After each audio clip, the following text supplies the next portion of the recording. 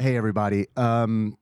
Thanks for tuning in. I just wanted to, before we started the show, we mentioned something last episode that there was a lot of confusion about, and some people were very sad, understandably so, myself included. Me too. Yeah, it was bad. We mentioned before we talked about Major League, we mentioned that Tyler had died. Right. And there's been some confusion over whether or not this was a joke or if this was real. And I just kind of wanted to get the record straight and let everybody know that Tyler is dead. And it is, we're very sad about that, obviously, but the show must go on. And it's what Tyler would have wanted. Fortunately, we do have a Patreon, patreon.com/TADPOG, which a lot of people donate to regularly, and we very much appreciate it. And a lot of times we take these funds and we spend them on fun things. I'm not going to lie. Yeah. I mean, we do spend it on necessities as well. It does help keep the show running. This isn't really an ad for the TADPOG Patreon, patreon.com/TADPOG, but it is. I want to let you guys know that we did use the funds to try to find some, I guess, a kind of form of counseling. So I took some of those funds, those Patreon funds, and I went on to the Goth Girls subreddit where I checked a lot of the regular commenters because I figured if anybody might be able to offer some help to us, it might be somebody there. And fortunately, I found an answer. So Ian, I see that you've drawn the circle of power on the table. I have. Which is fantastic. The sigils are all in place. We have just the perfect amount of rat feces on the table to augment this ritual. So I've sent you the prayer.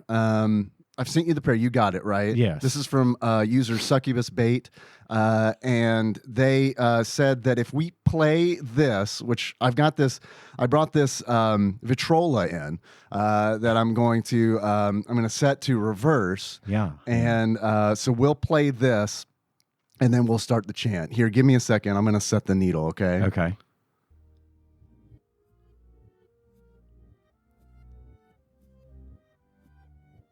I'm going to make sure it's the right one. Yeah, we're good. All right, are you ready? I'm ready. Okay. Mortis non est finis sed initium novum ad vitam reverter ex tenebris surgat per sanguinem per voluntatem per ignum anime reclamo te es silentio aeterno. Veni spiritus fractus, veni corpus mortum, unas fiat, aeternum vita flamma anima.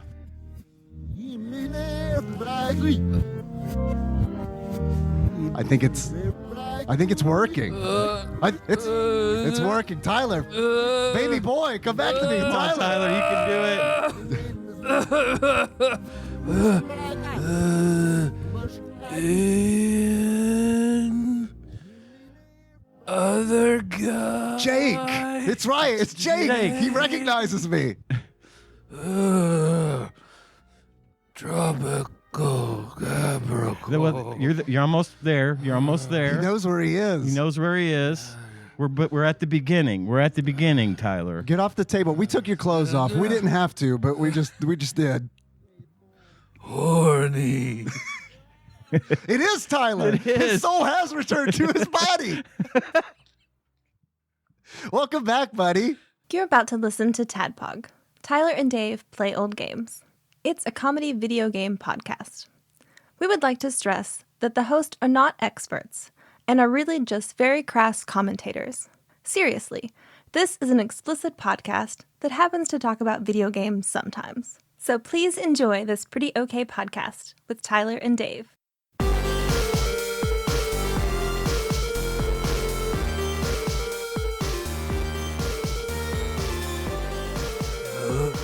Hello, Internet. Hello.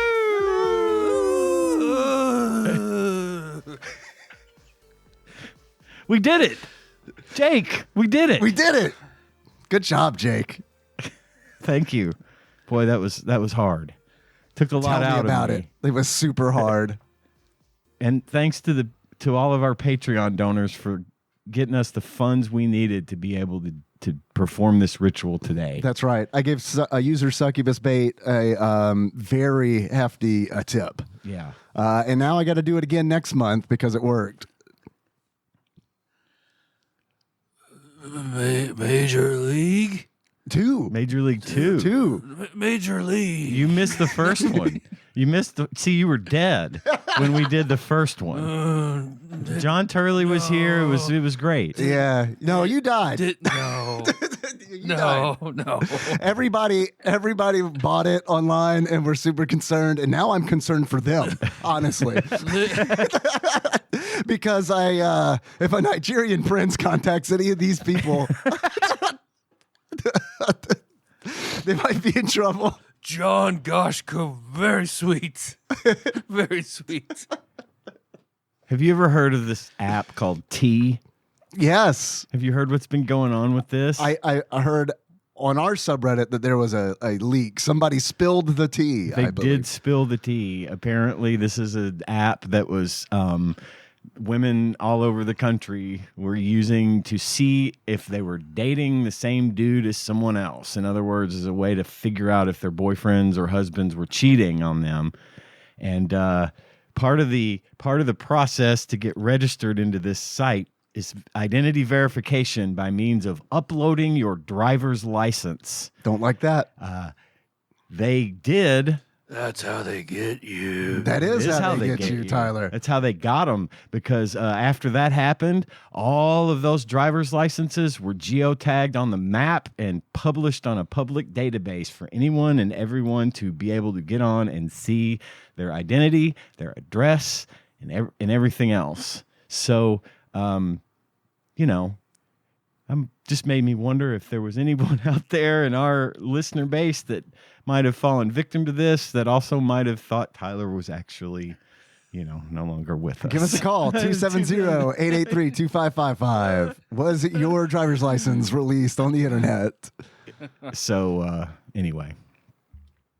Well, Tyler, it's good to have you back. How did you die? We never got the details. You don't remember, do you? Choke. He Choke. choked. Jerk. Hell yeah.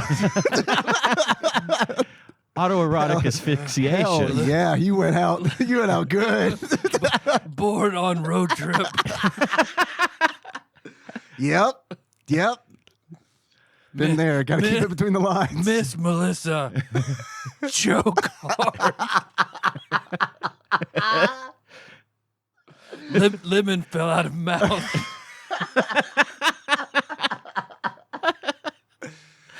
Oh, that's way better than the hot ballooning accident I thought it was. Oh. What you been up to? Aside from being alive, not a lot. Been researching a lot. Yeah. Trying to learn Latin. Didn't do so well, but good enough. Yeah. We collectively rescued a dog today, Dave and I. We did. My son's ex-wife, who we're still very close with, who happens to live really close to Dave, lost her dog 3 or 4 days ago. Big dog. And she's kind of old and sickly, and she just, I guess, Bring wandered back. off. Yes. Yeah, I don't know if that'll work. This doesn't work for dogs. Well, she wasn't dead yet. Oh, she's still alive, see. But anyway, I had Tyler saw other side. not quite fully dead. So I had called Dave yesterday because I knew he lived over there near them, and said, "Hey, just be on the lookout for this giant white Pyrenees. You can't miss her." And he messaged me today with a picture of the dog and said, "Is this her?" I'm like, "Yes." I called my former daughter-in-law, who rushed over, and they managed to rescue her. So that was a big highlight of our weekend for me. We were really glad that the dog was safe, and appreciate your you're spotting her. And Yeah, letting me man, know. it was really easy. She was literally under Terry's tree, and it was not like, on fire either. No, not on fire. And it was like, it reminded me of Pokemon Go because I just like turned to the left and there's this random giant white dog under the tree. It's like, okay, I've been looking for you. That's funny. You're a rare spawn. Yes. But there was that. And then I spent a lot of time, again, for some reason, I am just punishing myself this year. I'm outside in the yard working, I had to reinforce the neighbor's fence, my side of the neighbor's fence, which is basically falling apart. And their dog has actually gotten into our yard before by just busting through it. Hell yeah. Dave, you've seen Sandlot this style. fence. You might have been there the day I threw a ping pong paddle through that fence at Garage Stadium. And that was a really long time ago. Well, that fence has not been replaced yet.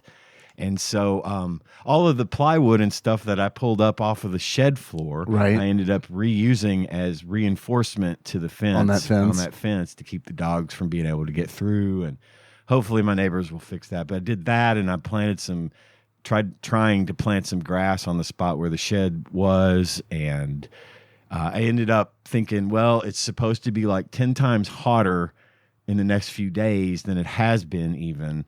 So I went ahead and mowed my fucking yard again and got that out of the way. I was just a sweaty beast yesterday. Hell yeah.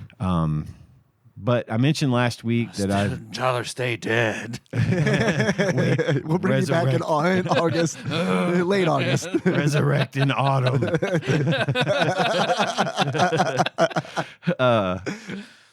But I had mentioned last week that I've been reading manga. Shonen Jump, and I'm still kind of poking at that. I have not had a lot of time to sit down and read it this weekend, which is sad to me. But as a result, it's got me thinking about all this anime that I was watching like last year that I'm now way behind on. So, and finding what I like to watch across multiple platforms is difficult. A lot of it's just scattered. Some of it's on Netflix, some of it's on Hulu. It's everywhere. Yeah. So I went ahead and re-upped my Crunchyroll subscription so that I could start watching again. And I've picked back up on My Hero Academia, which I had very much missed and am very much enjoying. Just getting fully back into my anime mode. Are you rewatching or are you catching up? I was able to just pick up where I left off, and I had a pretty good recollection. Plus, My Hero Academia is really good or bad, depending on your perspective, about rehashing shit that has happened in the past.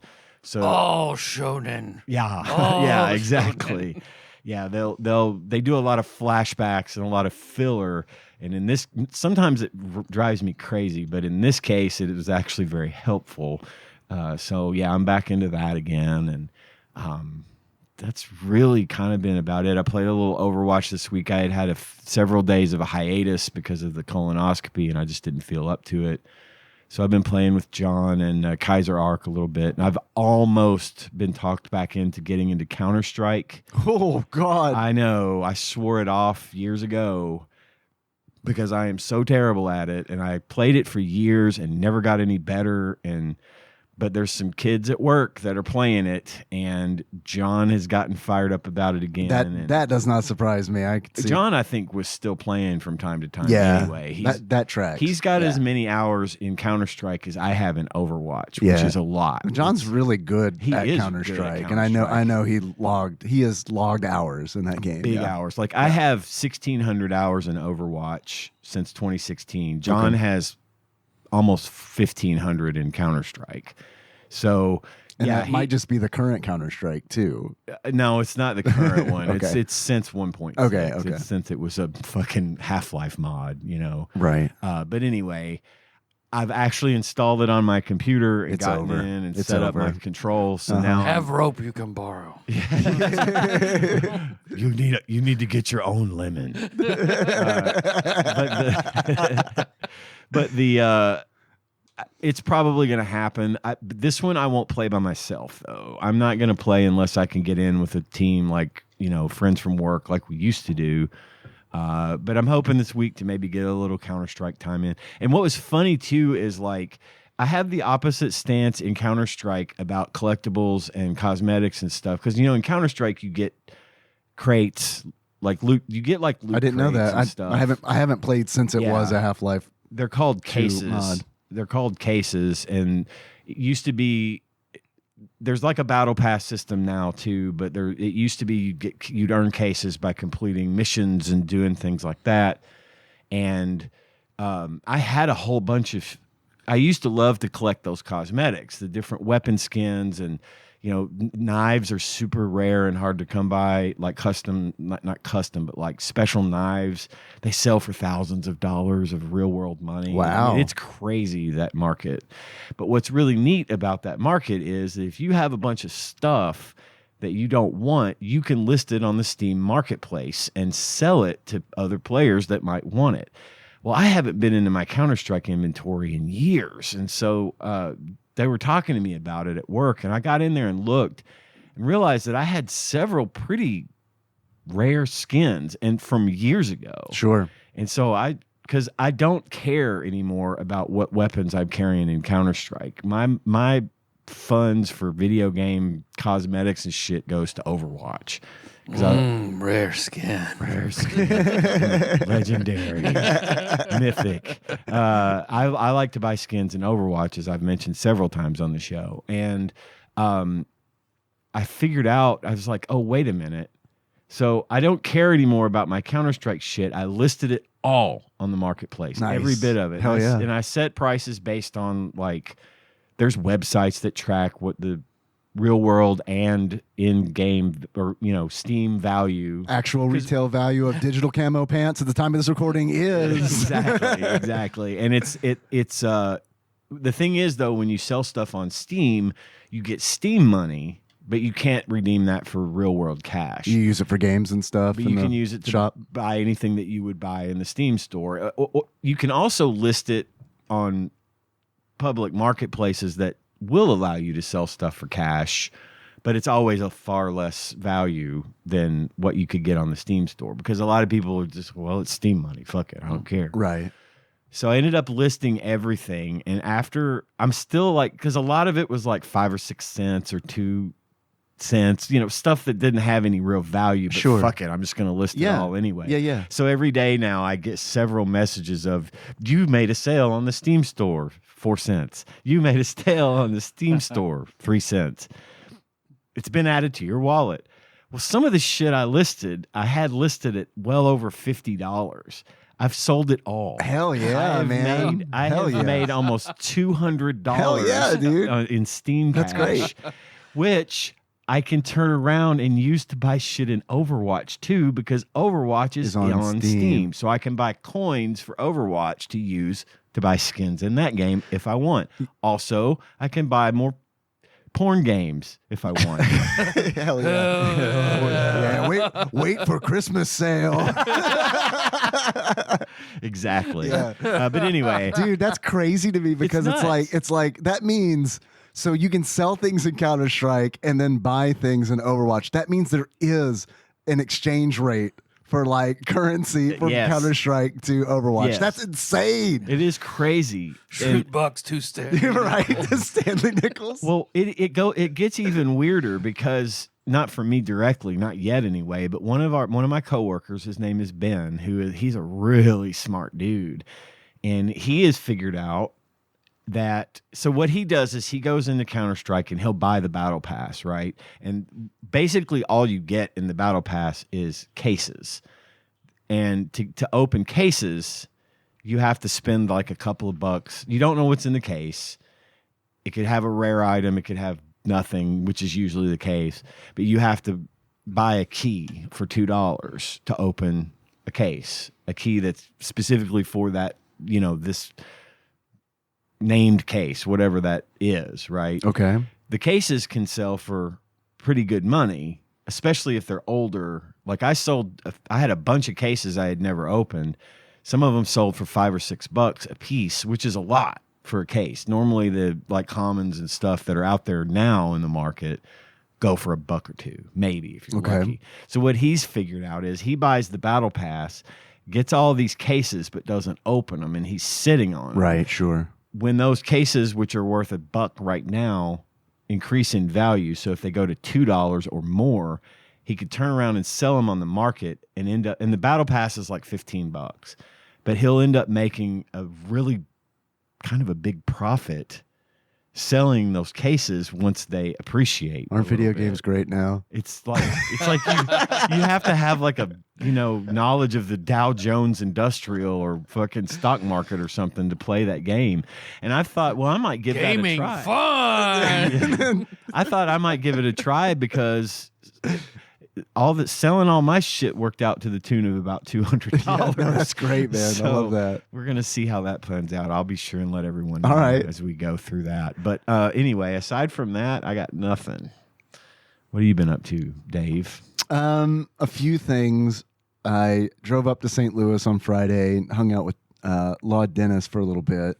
We went to a sushi and ramen place called Midtown Sushi and Ramen, which was really good. Kind of on the nose. I know. I love sounds it. Good. Yeah, it's not like we're not going to confuse anybody. Right. It's like this is where the restaurant is, and this is what you buy there. I love that. Perfect. That was really good. And then yesterday, Nikki, Henry, and I went to go see Fantastic Four. Nice. Which, how much do you want to hear about that? I want to know how you felt about it and if you liked it and how you think it sort of defines what's coming for the MCU. My plan is to see it soon, but I don't know if I will. I can say that to me, it is easily the best Fantastic Four movie that I've ever seen. Okay. Now. Low bar. I was going to say, that's a bit of a low bar, but okay. With that being said, yeah, it was... when we left, I didn't say Henry liked it. We all liked it. Yeah. Put it that way. None of us left like, God damn it. Right. We all left and it was kind of like, okay, all right. $50 popcorn bucket?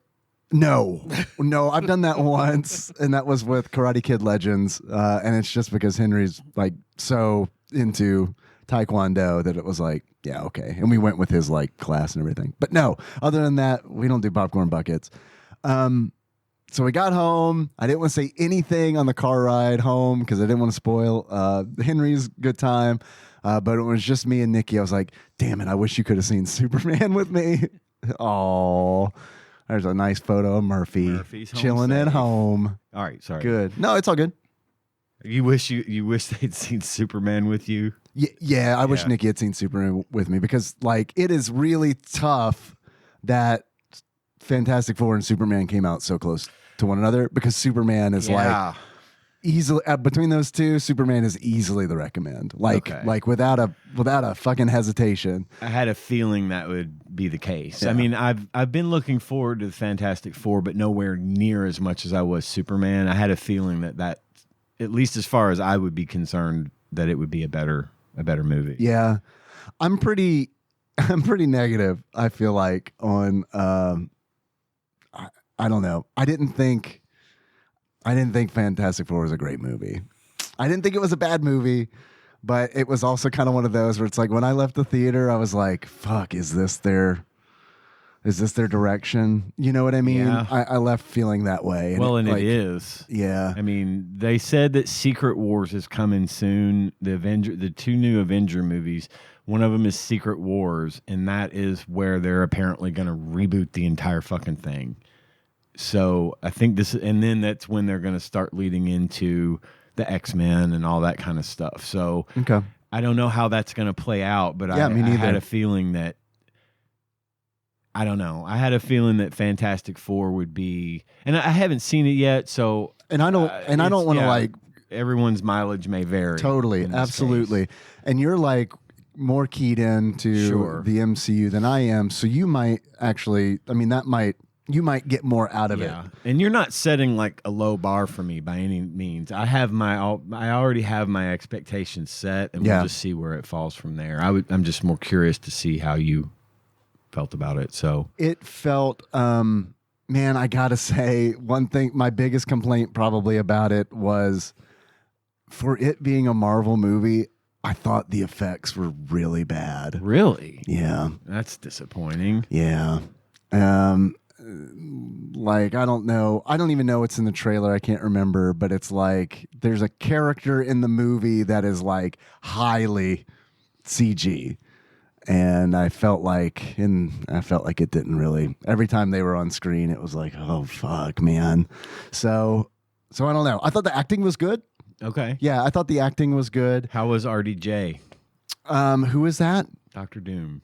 Oh, well, I can't really say? Okay, Yeah, no worries. I can't really go into that. But yeah, I thought the acting was good. I felt like it kind of suffered from we have to do a lot of things in this movie, Right. and we don't have a lot of time. So like a lot of like the character building in it didn't really have like a lot of weight. I gotcha. So, Okay. and that makes sense. They have to focus on certain things in the movie. Right. It's not like Superman, where it's like you've got one main central character with a bunch of lively supporting characters around him. Yeah. This movie was very much like we have to like spend a certain amount of time on each character, and it doesn't feel like it's enough time. Gotcha. But like, yeah, your mileage may vary. Okay. Cool. And then played some Forbidden Lands last night. That's wrapping up. So I'm going to run like a Mothership one shot, which I don't know if you guys know what Mothership is. It's a very cool tabletop RPG that is sci-fi horror. There's a cool system where it's like in Call of Cthulhu, you manage sanity, like there's sanity points and you make sanity checks. In Mothership, there's a system called the panic system. And anytime there's anything stressful, you make a check. If you fail it, your stress goes up. And there comes a point where you have to make a panic roll, and you're trying to roll under your stress level To not panic. right. Yeah. Yeah, so it's cool. And there's some pretty cool campaigns and like dungeons and stuff that are out for it that are all very like the way it like I heard it pitched is great, because it like really rang true for me, where it's like the difference between science fiction and fantasy is science fiction is largely about ideas. Mm-hmm.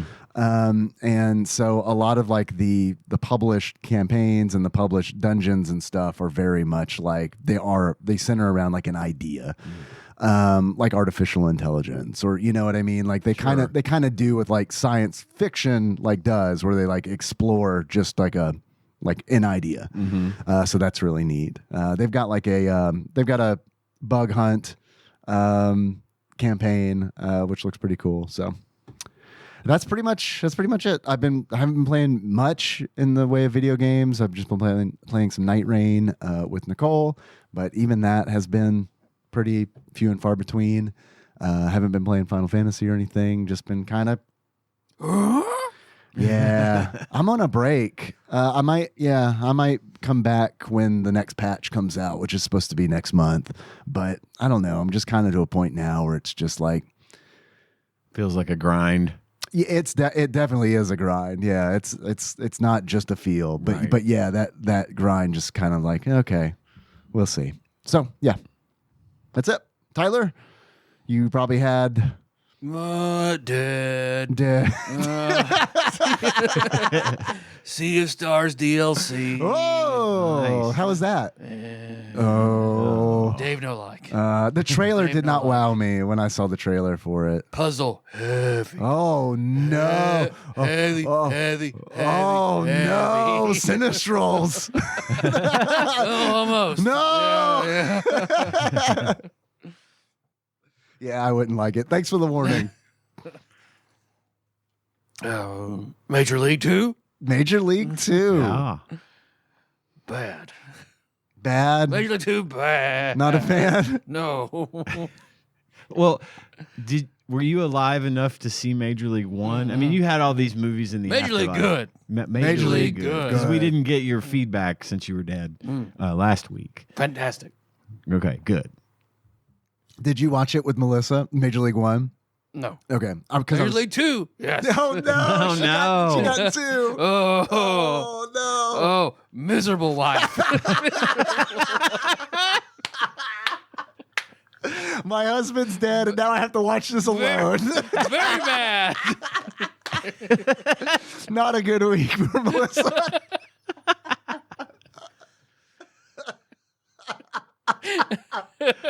Well, my dead husband was supposed to watch this, so I have to now. Contractual agreement. Oh God! Do you get mail in the afterlife? Packages? Yes. Oh. Hold on. Man, you're moving around pretty good for having just recently been dead. He's shambling right on out of here. Now, don't die. Don't die. That made me legit nervous. I'm like just Catholic enough. I know. When you said that, I was like, for a moment, my heart was like, oh, don't. Oh, goodness. He sounds like he's getting a little better, though. He does sound like he's getting better. Getting That's a little good. bit more easy to understand. Yep. At first, I was a little I concerned. thought we were days in, from that. Maybe like what are they? How's he gonna at work? Right. Explain. Yeah. That's a whole thing he's gonna have to deal with too. I know. Probably. Yep.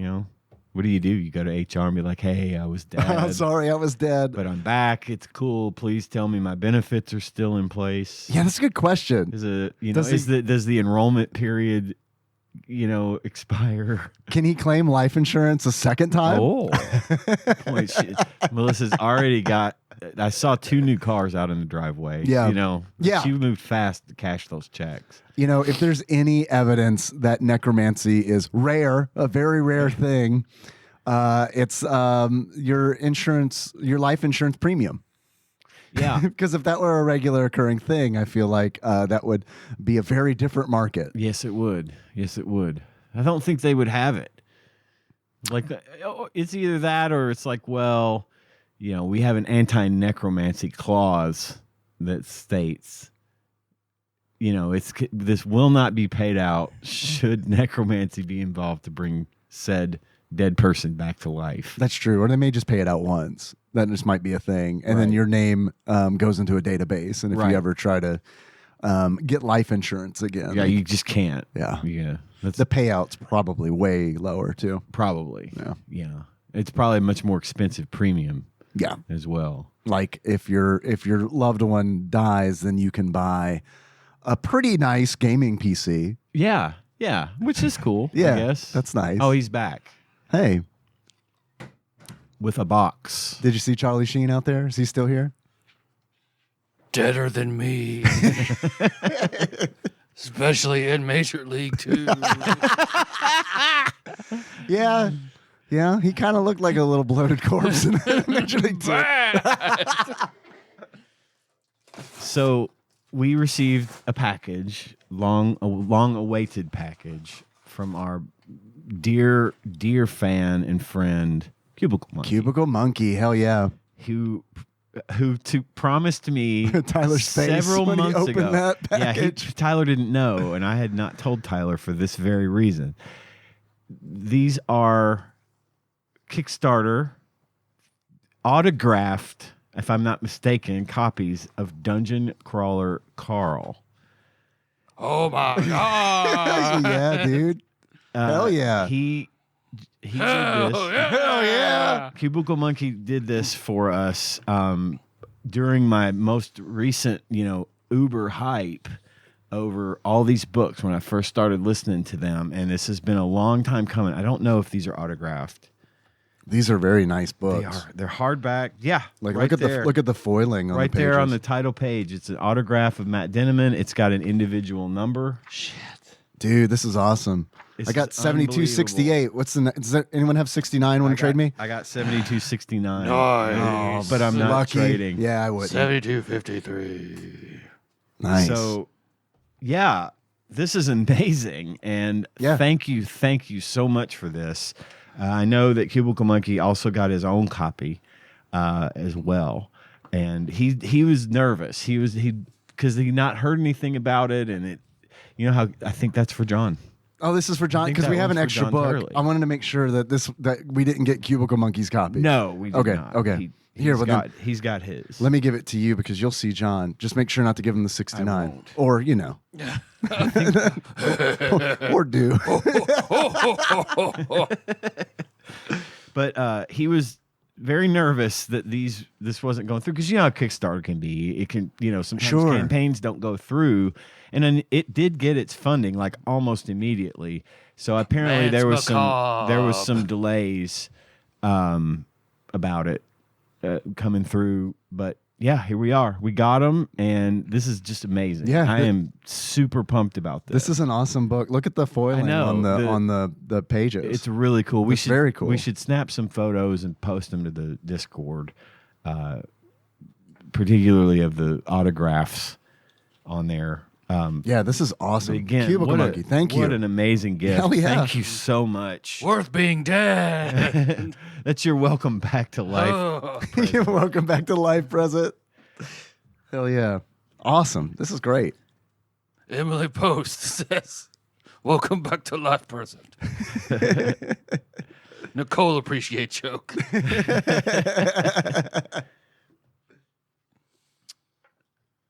All righty. That was awesome. Yes. Thank you. So, Major League 2. Electric Boogaloo.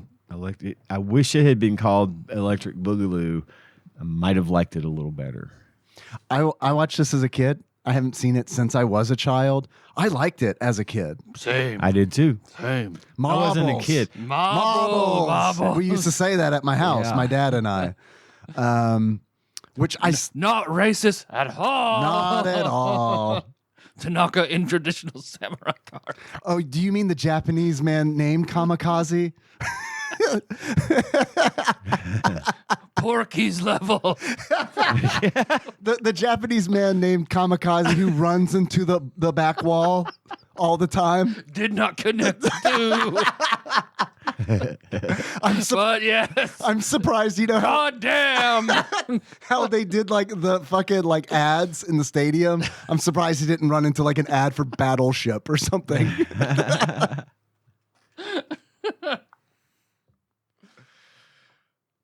But I liked it as a kid.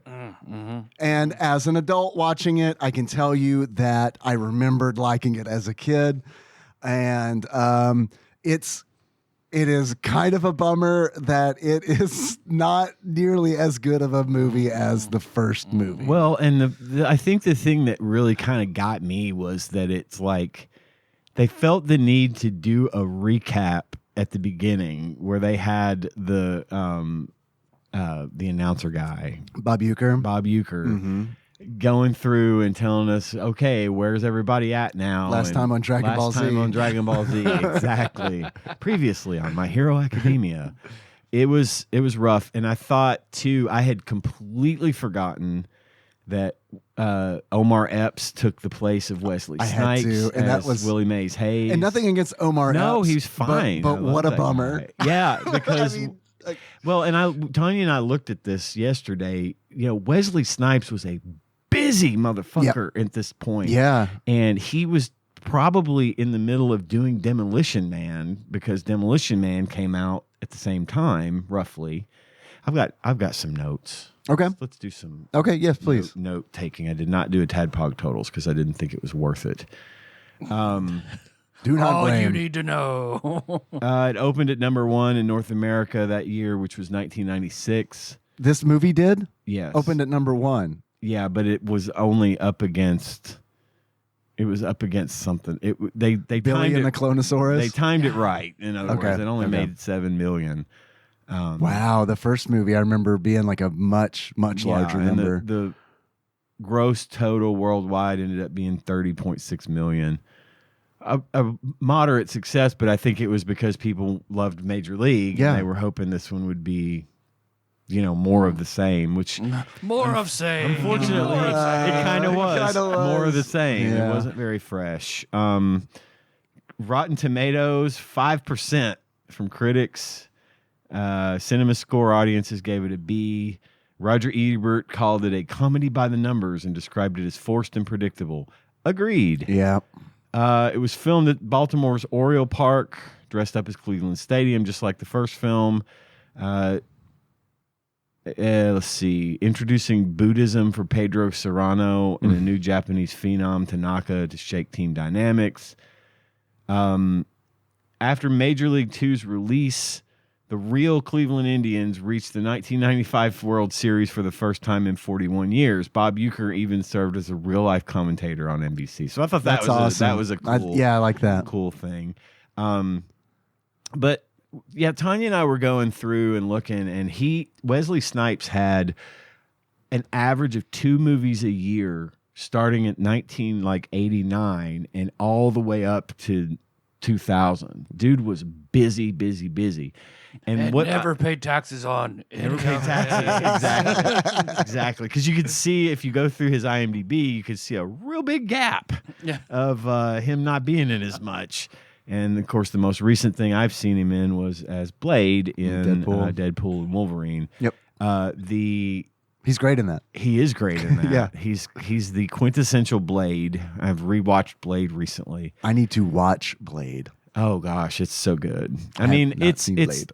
It's good in the sense that it was really good at the time, right? And it still holds up pretty well, but it's dated. You can see it's like Demolition Man kind of style. Sure, you know what I'm saying? I just want to see his eyeballs painted on his eyelids. Yeah.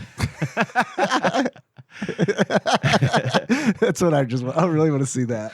You should watch Blade, because it's important. And as I've mentioned before, Blade is technically the first Marvel movie. It was what technically launched Marvel, because it was a huge success, and Marvel didn't see that coming. And they had already sold the rights to Spider-Man to Sony, and they were like, nope. Because when Blade hit, dumb move. Yeah, exactly. but I'm kind of glad they did. Me too. Because I like those first 2 movies a lot. Worked out real well. Yeah. And I thought, I think it's a great movie, but this is technically the first MCU movie, because it wasn't long after that we got Iron Man. Because then they started thinking, we have a direction here. We have an audience. We have people that give a shit. Even the ones that didn't know that Blade was originally a Marvel comic, enjoyed it because it's a fucking great vampire movie, you know? So, that is probably what had Wesley Snipes was going to either be too busy or cost way too much money. I'm sure that Wesley Snipes would have demanded more than the first fucking week's box office, well more than $7 million. Right. They'd have lost their ass just hiring him to be in it. So, you know what I would have loved? It was Blade 3, right? Where he was it's Trinity. Trinity, I'm sorry. Yeah, Blade Trinity, where he was notoriously difficult to work with, right? Is that because I've heard stories like that he was very difficult to work with, and very demanding.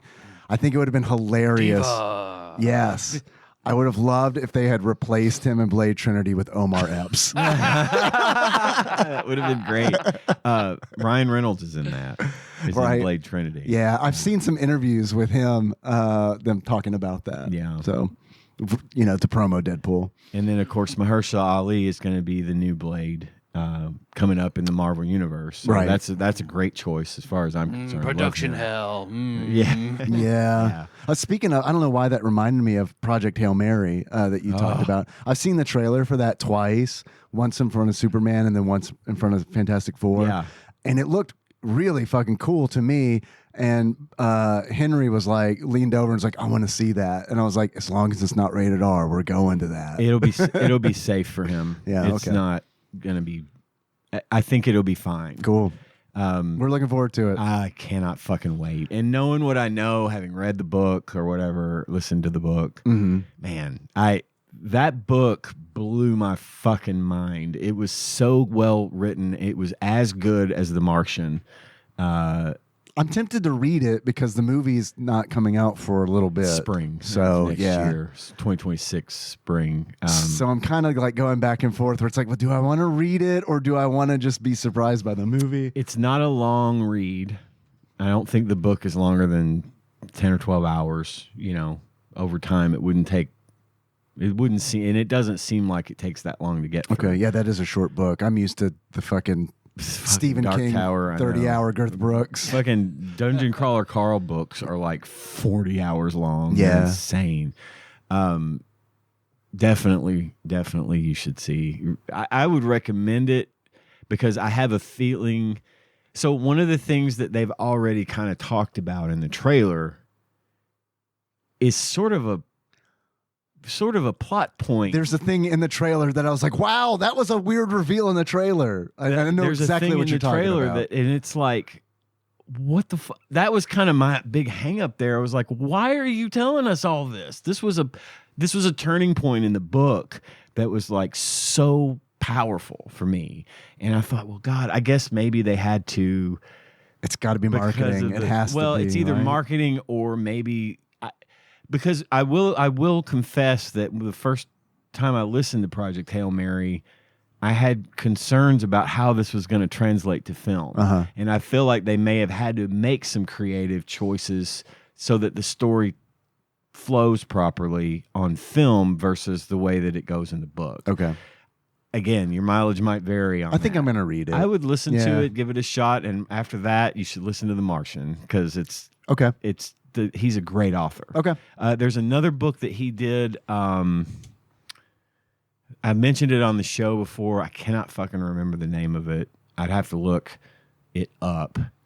But it's about this lunar colony and some shit that happened there. It was really fucking good too. I bet they're going to make a movie out of it. Okay. But yeah, Andy Weir is like, his stuff is amazing, and I think you'd like Project Hail Mary a lot. I'm pumped. But Cool. I'm sorry. I didn't mean to take us No, off on a tangent. I just it's fine. something you'd said reminded me of that, and I'd been meaning to tell you Yeah. that for a while. I just kind of forgot.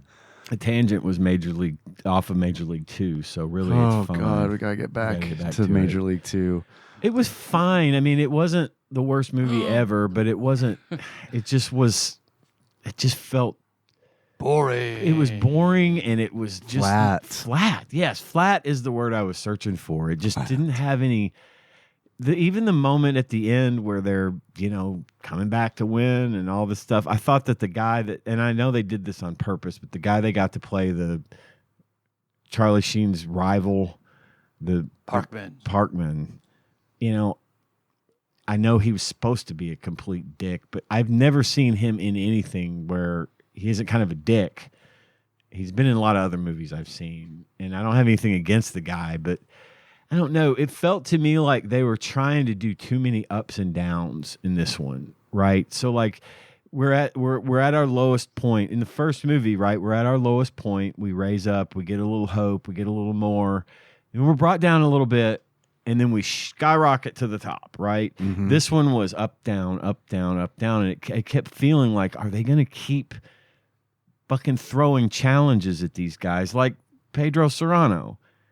At one point, he's like, He's fixed himself. He's fixed himself. Figured it He's out. hitting. He's doing Yeah. good. And then suddenly he just up and decides, because of the speech that the coach gave about win this one for the coach that was Lou. sick. Lou. Win Yeah. it for Lou. Because Lou has a heart attack. Yeah. And he tells the team, he's already had his surgery, but he tells the team he's going under the knife. It doesn't look good. This may be the last thing he ever sees on Earth. So And this is win it Tom for Berenger's Lou. character, Right. Who's now the coach. Also dead, boring, flat. Yeah. Whole movie. Yeah. He was very just not dynamic. The movie this movie was more about Wild Thing and his sort of post-success struggles and desire to work on himself and make himself be less of a bad boy, and the message being that that's what everyone fell in love with. You shouldn't change who you are, yada, Right. yada, yada. But anyway, like when Pedro... He's getting that bread. Yeah. He's He's getting on that that grind money, set. and he's wearing these suits, and he's fixed his hair so it doesn't have that weird lightning bolt haircut, and basically dating a supermodel. I mean, basically he's Charlie Sheen. I mean, anything else would be uncivilized. Right. That was funny. I did like Yeah. the Old Spice commercials. I like that too. That was funny. And that was a nice unexpected callback to Is it in you? right Michael Jordan. But it was a nice callback to the what is it? Like a credit card commercial or something in the first No, first it was movie? Rijkaard. Oh, it was Rijkaard. You're right. Anything It else? was Rijkaard. Because they would do this whole shtick where the athletes would be, doing something fancy like playing croquet or Right. eating at a fancy restaurant, and anything else would be uncivilized. That was their tagline. So I thought that was a brilliant marketing scheme to work that advertisement, a commercial into the middle of a movie. Sure. And Pepsi too. Pepsi everywhere. Not as clever as Wayne's World, but yes. But, nothing will ever be as clever as that bit from Wayne's World. But so that had its moments that were fun and entertaining, but all in all, it was a real disappointment. And I don't know if I would have felt that way. So there were 5 or 6 years between 1 and 2.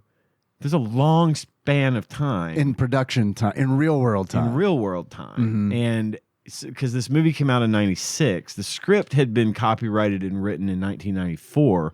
And I guess they must have spent some time trying to figure out how to get everybody back. Rene Russo was back for a total of 45 seconds in this. I think I missed her. Yeah, there was a point at which she was really sitting at think the I missed table her. talking to Tom Berenger because he was thinking about not being a coach. Right. Yes, I remember that now. That was the Right. only Yeah, scene yeah, she yeah. was in. Yep. And that was that, Yep. So I don't know. I wonder if Major League 2 had a better reception because of the time period between the first one and the second one, and everybody was like, oh boy, Major League 2, and maybe felt differently about it than we do because I watched it one week and then the next week I watched Major League 2. And, we have that kind of on demand now where there's not time to build up hype. Granted, I had seen these all before. It'd been a while since I'd seen Major League 2. Girl, same. But there wasn't enough 7-year gap. Yeah. There wasn't enough time there to really take that edge away that made me be like, God, this kind of sucks. And in movie world, in movie time, it was supposed to be literally the next season. Right. Which to me feels like, why didn't you just be like, it's 6 years later. This is what and then instead of doing a wrap up of the previous fucking movie, do a wrap up of the last 5 years. You know what I mean? Yeah. And then it's all of a sudden you can explain a lot of things that don't make sense because there's a lot of suspension of disbelief in this where you have to just kind of be like, okay, well, I mean, in real life, this was 6 years later. So that's why Charlie Sheen looks like that. You know what I mean? Why he looks, fatter. Yeah. Or Platoon reunion. yeah. Jesse Body Ventura. Yes. Yeah, that's true. They need to get Keith David. But, they had talked about how Willie Mays Hayes had gone and done a movie career. He had his movie career, which is how much fucking shit did he do between this season and this season? Right. He's just like Wesley Snipes. He's always filming a new movie. Apparently. I did laugh at that because the movie, the trailer for the movie that he's in with Jesse Ventura is fucking hilarious. It is honestly, I think, the funniest fucking part of that movie because you literally get a fucking dummy thrown from a high place, which is always funny. Yeah. You know what I mean? Yeah. That was so great. The favorite part of the movie, easily. Yeah, it was Pre-internet, super funny. how did they watch the trailer together? Just on TV.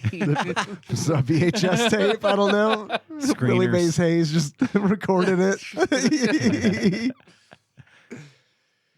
What'd you guys think of Rube? The new character Rube.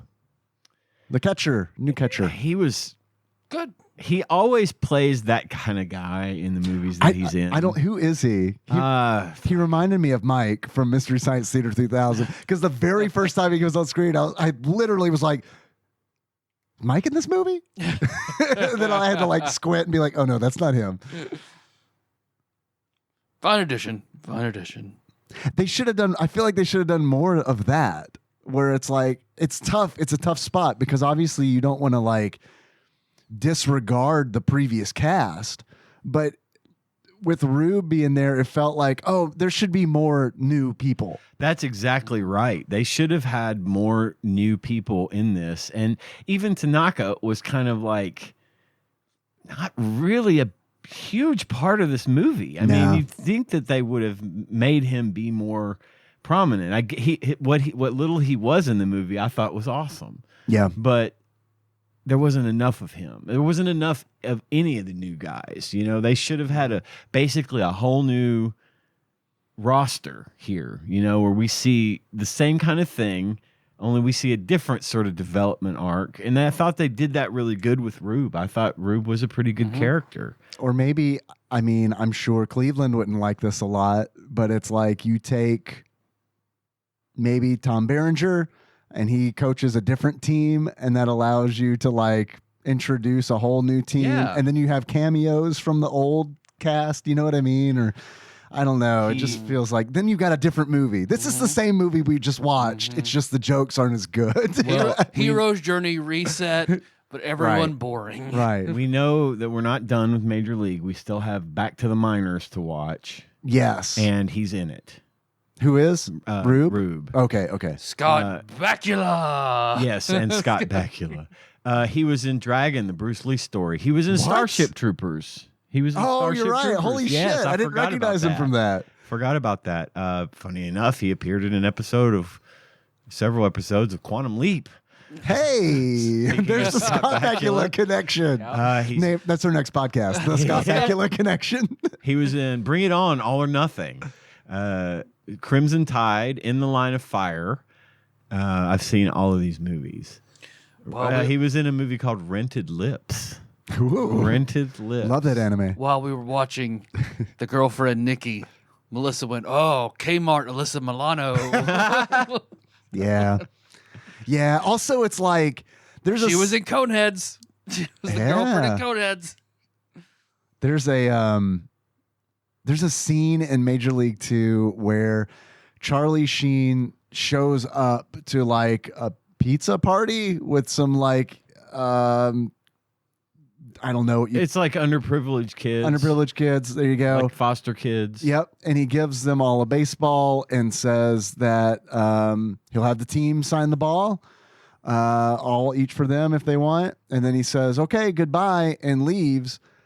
And then Nikki gets mad at him. And I guess the kids are upset. And I was like, this is he's busy. Right. He's like, he like took time to come here and give you all baseballs. Right. And it's like, he didn't have to do that. He's literally a major league baseball player. And she's like, you got to spend more time with these kids that aren't yours and you don't know. It's like, well, okay, I could go back in there for a few minutes. No, don't bother. you. Don't bother. Yeah. Fine. Made out with you on a Harley. Yeah. Come on. A borrowed Harley. Well, they all backslide. So he breaks up with bad girlfriend. Yeah. Gets back together with her, and then backslides to the event, just like Serrano. Yep. Yes. Goes back to Jabu. Yep. Backslides. Goes back to like after. It's just Let's move this poor forward. writing cycle. Rube does the same thing. He loses his fucking because his whole thing is he can't throw to the pitcher. That's a big problem for a catcher. Good bit. Really big. Good bit. Yeah, I know. Yeah, with the Playboy and like you mean like him memorizing the Major League One quality bit. Yeah, I agree. I agree. Out of anything in the movie, it's that retains that quality. What Tom Berenger does, just for clarification to the audience, what Tom Berenger does is that since Rube is having trouble pitching, throwing the ball back to the pitcher, he has him recite the stats and likes and dislikes of Playboy centerfolds that he's committed to memory. Right. And that helps him focus and concentrate. But then, like Tyler said, he backslides and it doesn't work for him anymore.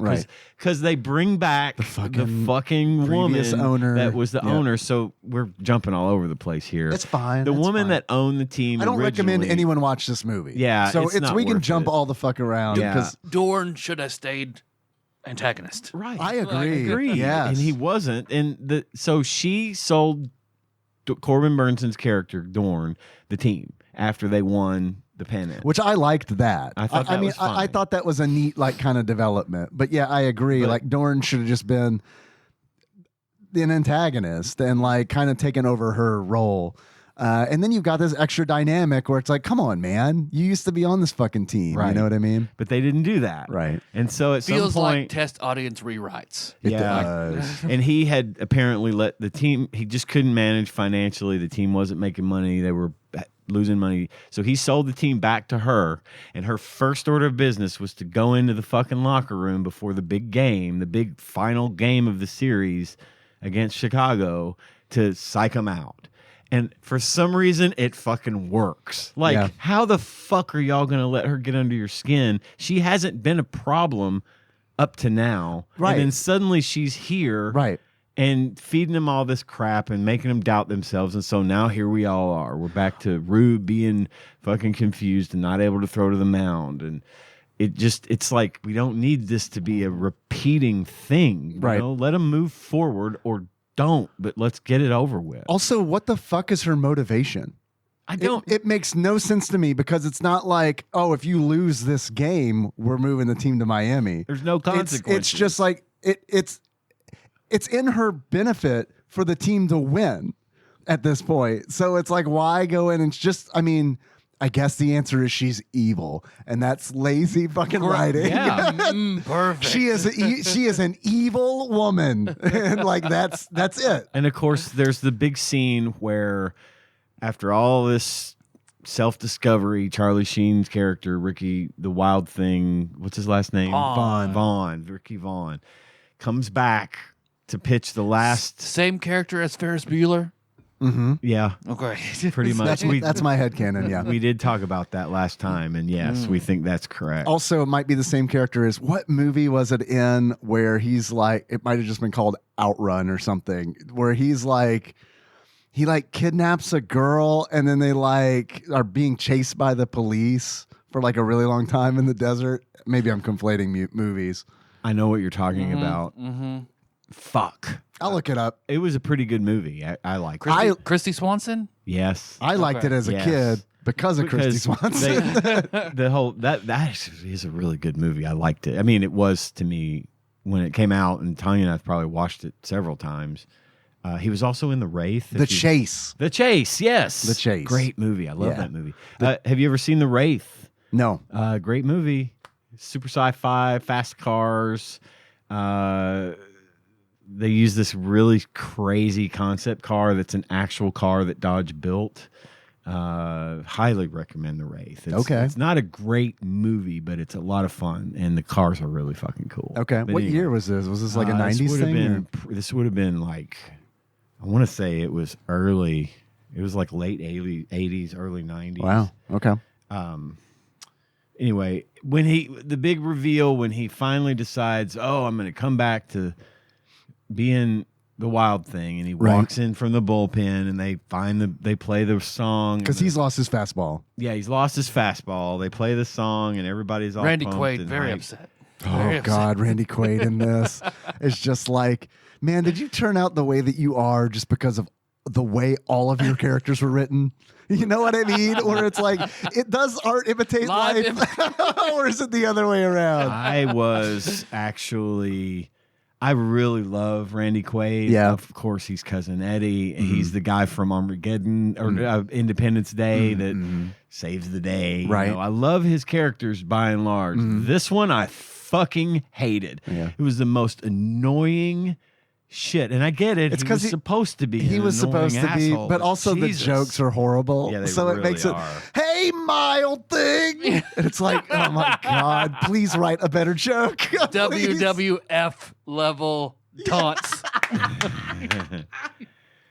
It's like, guys, this is a movie. I also couldn't get past the fact that I don't really think that anybody would have been able to hear him Yeah, I know. from infield. I you know, know, it was yeah. like he was standing right next to him. They could hear everything he was saying. In reality, it'd be like, Uh-huh. you know, you wouldn't hear anything. Oh God, The Wraith was 1986. 1986. Wow. Yeah. Charlie Sheen's been in a lot of shit. I've seen everything. I think I've seen everything he's been in, honestly. Most everything. Anyway. So the other fans that were with Randy Quaid. Do you remember Charlie Sheen being in Machete Kills? No, I don't, but I haven't seen that in a little while. Okay. Well, anyway. They're like, so Randy Quaid's always with these 3 other Cleveland fans, right? Yeah. I meant to look in the credits, but one of them looks like fucking Sam Rockwell. He does. and I meant to at the end, look at the credits to see, was that Sam Rockwell? Oh, let's find out. I'll research. You talk. Sure. Yeah, so the Rube thing, I agree, Tyler. I feel like that was on par with Major League. And then to get him back from the backslide, he's given what catalog is it? Sears? Fredericks of Hollywood. Fredericks of Hollywood. There we go. And then it fixes him and he can throw the pitcher again. So that's pretty good. That's on par. There was blatant Jay Leno product placement. Yeah. Which is fuck. Yeah. I like that. I thought that was a funny bit too in the movie. Yeah. Where Ricky is doing the complete wrong things to do with a late night interview. I like that. Yeah. Let's talk about the game. Okay. I think we got an email from Zine Lord. He's not. Lord. Sam Rockwell is not in Major League 2. Okay, bummer. Man, that would have been great, right? Especially if he played the guy from the Foot Clan from the original Teenage Mutant Ninja Turtles movie. Let me get my... Which that is supposed to re-release. The original Ninja Turtles movie. You know how they do these Fathom events thing? I think they're doing a one-night thing. And we saw the trailer for that, and Henry was like, I want to see that. And I was like, you promise? Hell yeah. We're going. I'll buy you $4 popcorn bucket. Yeah. It's not for you, though. It's the Dark Turtle's head with the eyes in it. Yeah, inside the mouth. And I don't eat popcorn out of it. It's just when it's 3 o'clock in the morning and I have to pee and don't want to get out of bed. Just pee in Donatello's head. Bitch, you're good. All right. No, son, don't eat popcorn out of that bowl. All right, I've got... That's a great idea for a popcorn bowl. That's such a good idea. I've got the email. Okay, great. My iPad wouldn't bring it down for some reason, but I've got it on my phone. So bear with me while I try to leverage my bifocals in the proper fashion. Man, I hate that. Here's what I hate about bifocals. I have bifocals first year. The fact that when I use them and then I pull them up over my eyes where I'm not using them, I'm like, oh, I can see way better just without I've gotten them. to the point where I have to take my glasses off to play games on my computer because I can see better without them. And it's like, fuck, why do I even have these? I don't look forward to that. Yeah, that day's coming for me soon. All right, here we go. Okay. From Zine Lord. Lord. Brad from Arizona. He writes, good afternoon. Rip in peace, Tyler Wayne Holland. He's back. So rest in peace.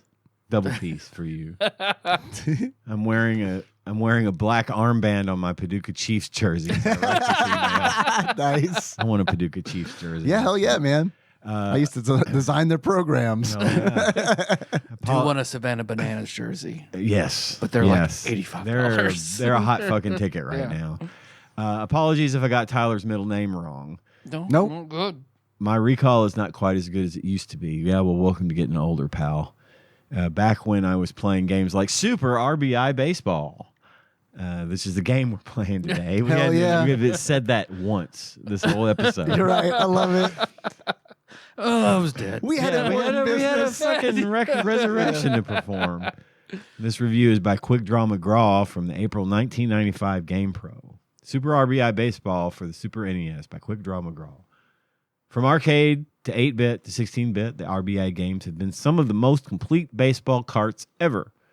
Back for 95, Super R.B.I. has everything that made it great in the past, though it's not perfect. These guys don't strike.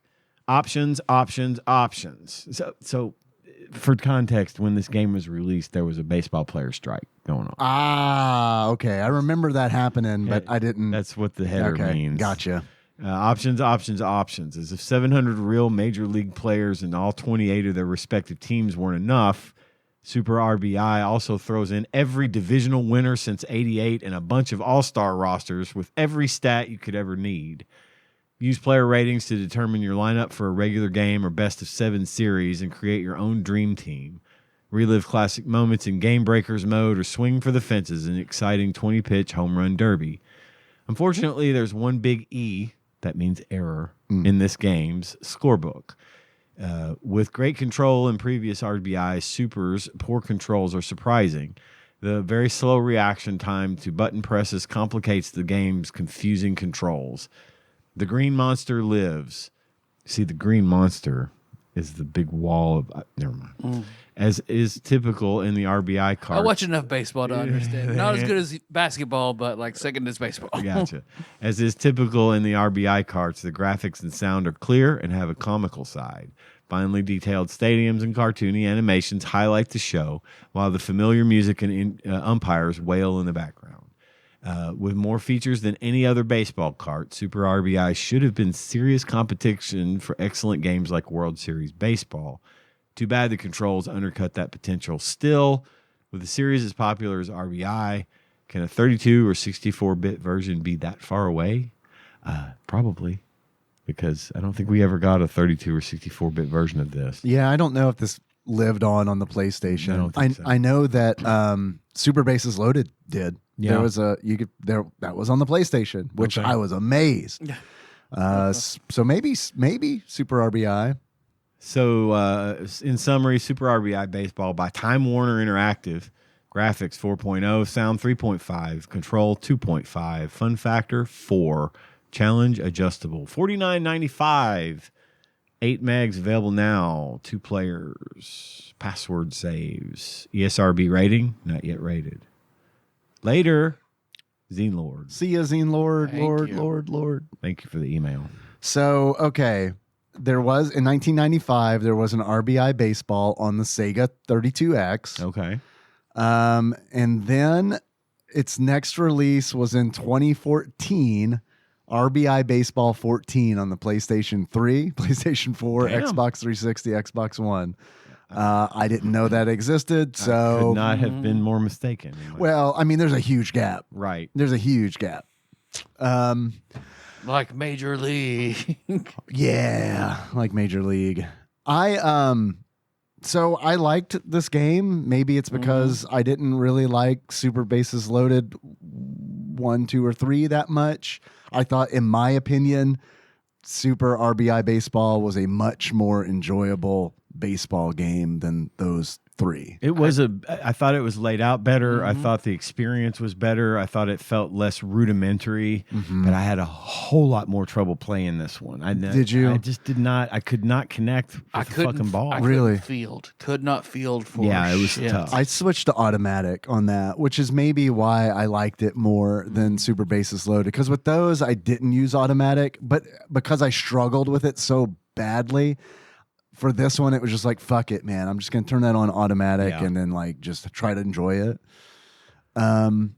So is that where you felt like where the controls kind of broke down? Because the GamePro review talked about the controls being bad.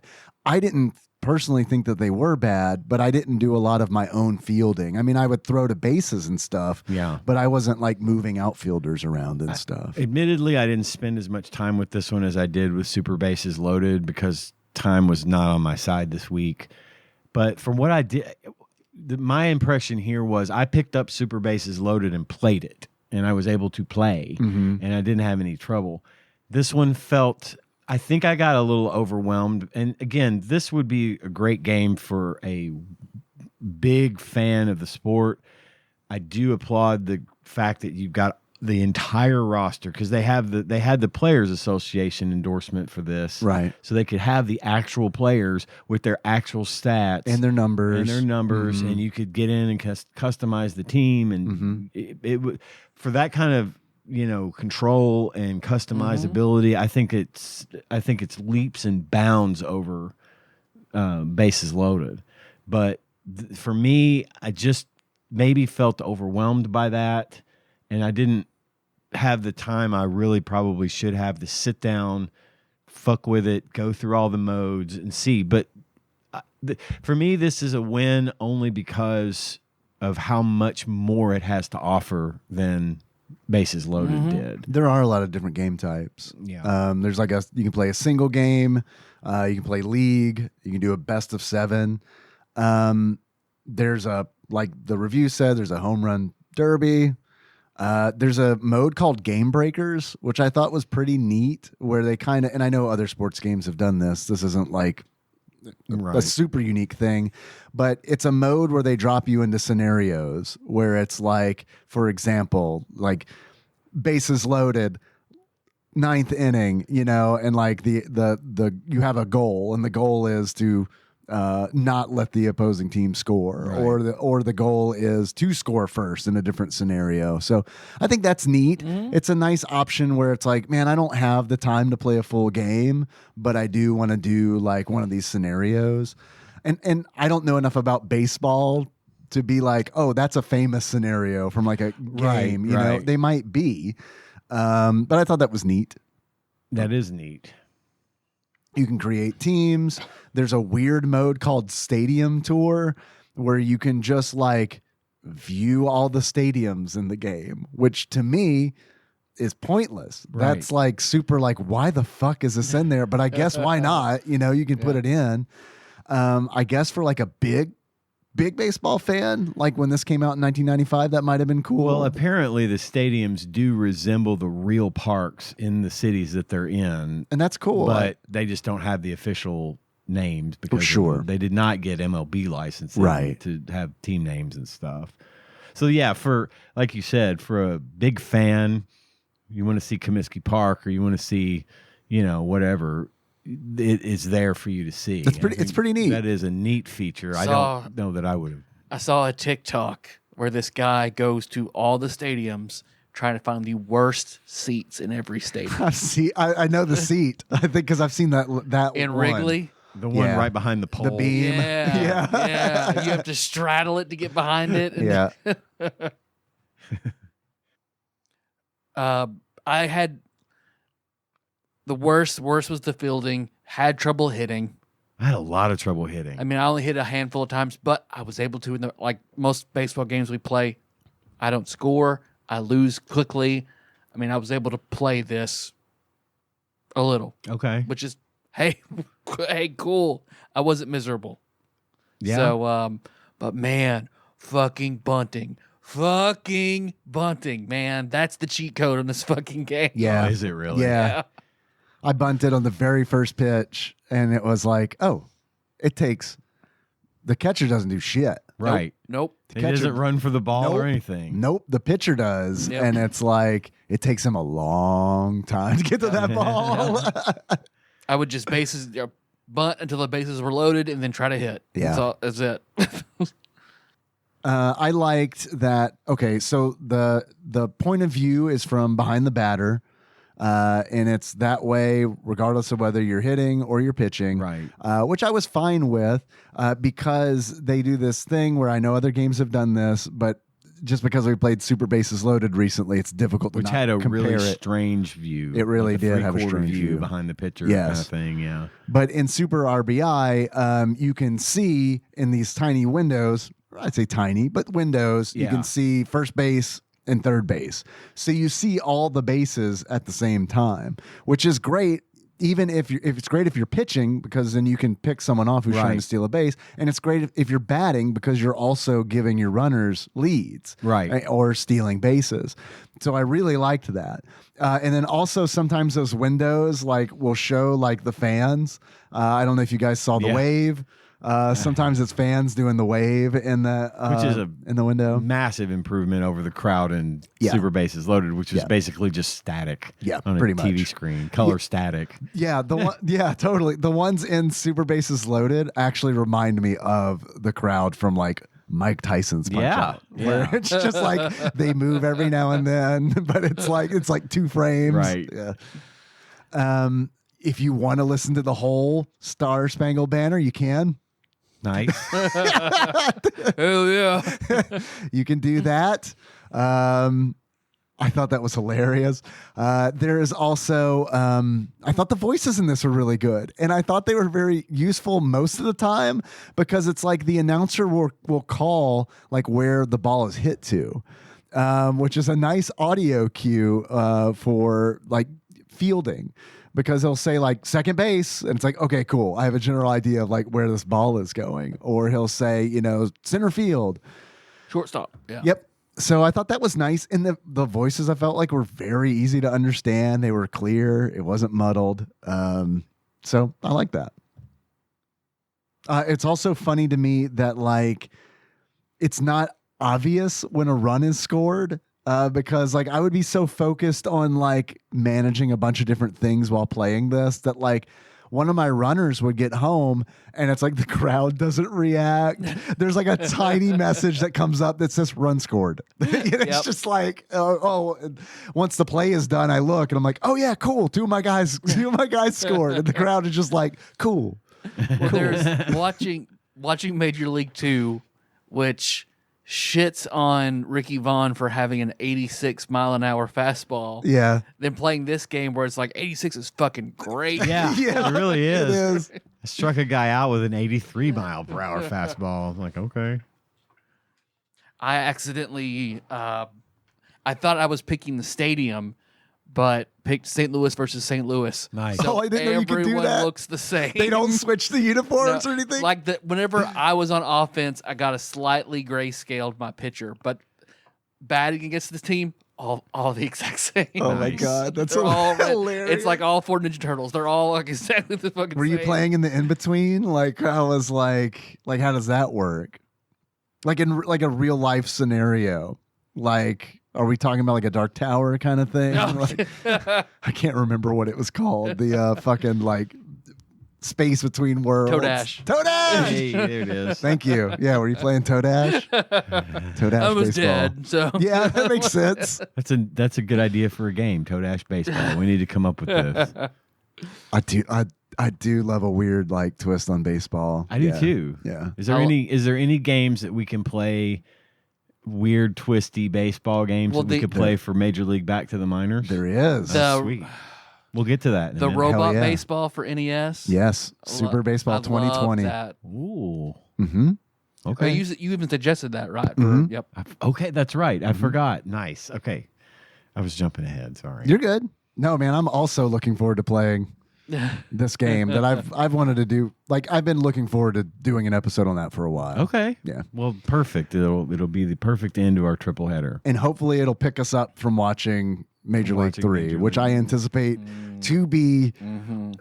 very bad. I just hope that it's so bad that it kind of slingshots into I'm gonna give it. entertaining. I'm gonna give it a fair shake. I'm gonna go in with clean slate expectations. I'm gonna try. Okay. And we'll see what happens. I'm going to give it the benefit and go in with the lowest expectations. There you go. So that I So might you're be pleasantly pleasantly surprised. I thought it was really cool that this is a game on the Super Nintendo where when you pause the game, you can adjust settings. I thought that was really neat. That's like a thing that I don't think I've ever seen really on this system. It felt very modern where it's like, okay, pause.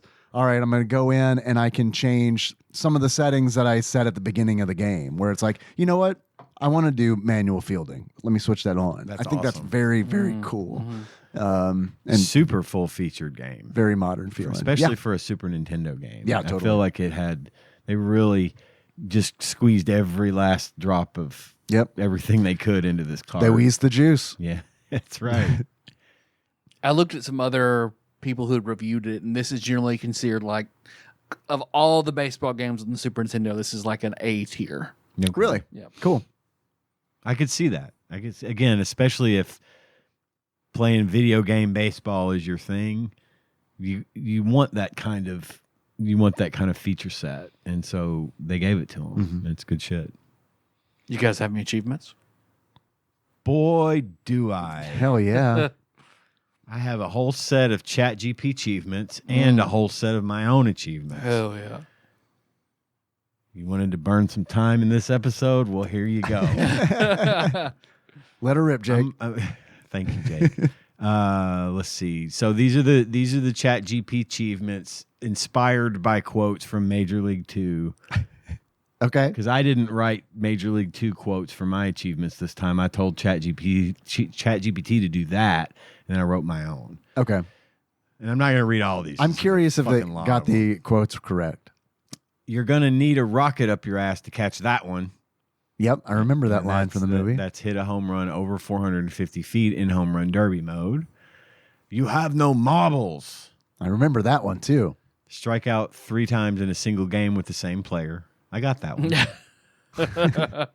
I'm the only winner on this team. The rest of them, they're losers, says Jack Parkman. Win an exhibition game with one player contributing 5 or more RBIs. Nice. Okay. It's not the same Vaughn. He's corporate now. Blow a save in the 9th inning with your closer on the mound. Pedro Serrano practices Buddhism now. Draw a walk with the bases loaded and nobody out. Wild Thing, you make my butt sing. Hell yeah, he does. You make my butt He's got sting. AIDS. It was sting. It was not sing. It was sting. Give he up. makes his butt sting, not butt Freddie Mercury. Right. You give up 3 consecutive home runs with the same pitcher. Got I AIDS on that AIDS one. on AIDS jokes. That's true. If TADPOG brings anything to the video game podcast pie chart, it's age jokes. We hold them big AIDS energy here at TADPOG. We hold them back, folks.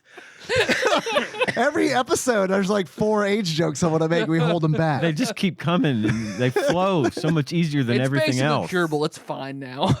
Yeah. That's my wife's car.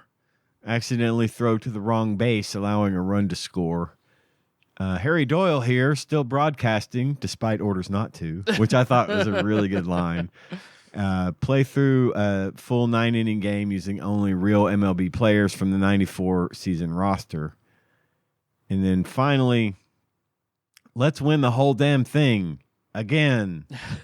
Win the league or playoff mode in Super RBI baseball. Okay, so here are my achievements. My Okay. naturally occurring AIDS joke-free achievements. Boo. You miss. My first achievement is you miss 100% of the swings you don't take, and you miss 100% of the swings you don't take. Miss 100% of the swings you take. Nice. I got that one. I love it. Major League Boo. Ooh, that's Did you say Boo earns? Boo earns. Boo earns. Major League Boo. Play several games as Cleveland versus Chicago and lose them all. Hey, I'm just glad it's not the fucking Yankees on one side or the other. Right. Give me a baseball game, a movie that does not have the fucking Yankees in it. I'm good. And this would be the White Sox, not the Cubs. Cubs. My next achievement is batting 1,000. And to get batting 1,000, throw one strike in an entire game. Have every one of those hits result in either a base hit or a run, causing all but one hitter on the other team to have almost a perfect batting average for that game. I got that one. I was so bad at this The game. computer's really good at hitting. Is They're really good. Really good Yeah. at hitting. My next achievement is take me out to the ball game.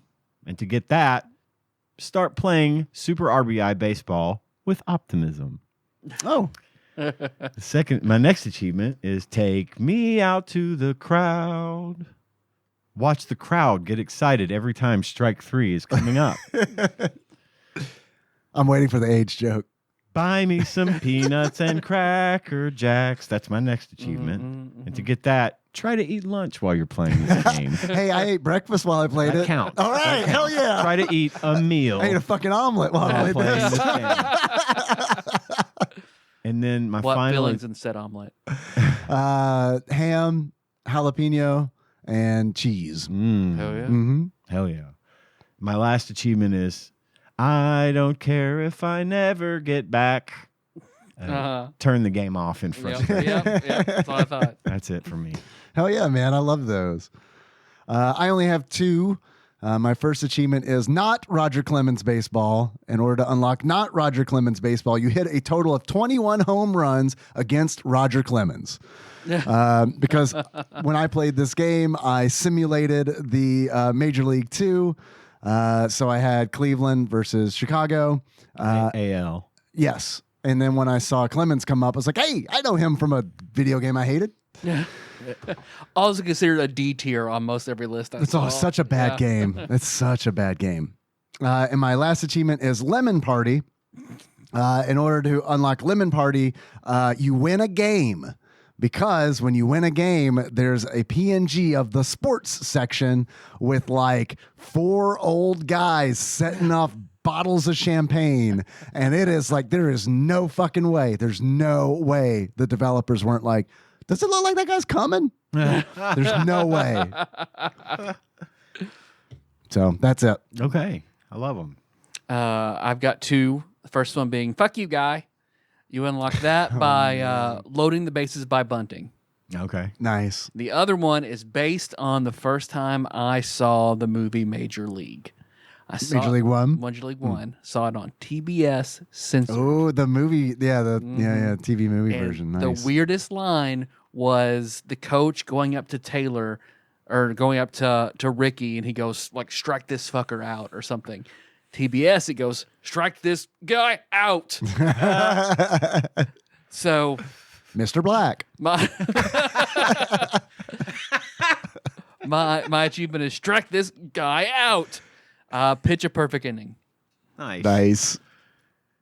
Man, I wish. Okay, so wouldn't it be great if there was a YouTube channel that existed, and all this YouTube channel are movies, like the TV edited version of movies. Like I would eat that shit up, man. Like I'm dying to see this exists. There is a TV edit of Mallrats that I desperately want to watch because like I've heard it is funnier than the original movie because of how many edits had to have been what's made. the fortune teller scene even fucking like? Right, exactly. Like is it cut completely or what? Well, I remember Mad TV had a skit called Made for TV Sopranos. Oh, really? And it was like each episode was about 45 seconds long, and they cut Will Sasso as Tony Soprano, constantly being cut off into the next scene. I watched yesterday on FXM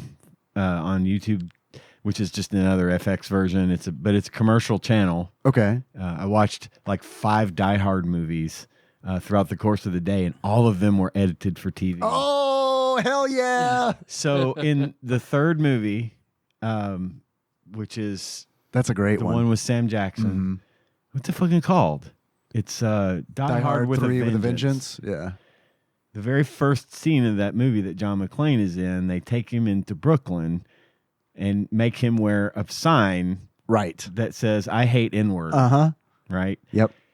And Tanya and I were with bated breath watching to see what they did. I thought they would just cut it out because in that scene, in that moment, there's a point where Sam Jackson, he runs like a pawn shop or whatever, and his kids come in to the store and they're like, "Hey, you need to come see this." And he's like, "What are you talking about?" And there's this dramatic moment where you get this close-up shot of Sam Jackson seeing Bruce Willis wearing the sign that says "I hate N-word." Right.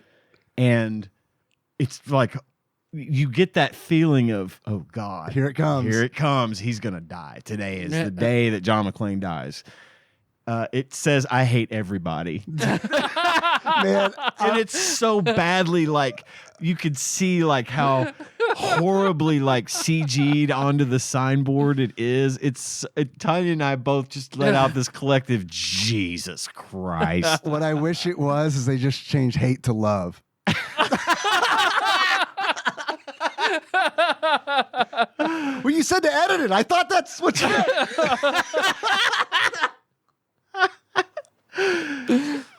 but I see a lot of TV made for TV versions of movies because we watch a lot of shit on regular TV Nice. still. And yeah, we get a lot of we catch that shit all the time. It's like it's especially stuff that, you know, you've heard 1,000 times, quotable quotes from movies that are timeless, Sure. that just get butchered from being edited. And sometimes they just leave it out altogether, which is somehow worse. Just Monday, Friday plane. Yeah, stuff like that. Yeah. Exactly. Hell yeah, man. There's a 1994. What's that stuff we used to eat it all the time back in the day? Pudding. Pudding. Yep. 1994 was a pretty big year for movies. Yes.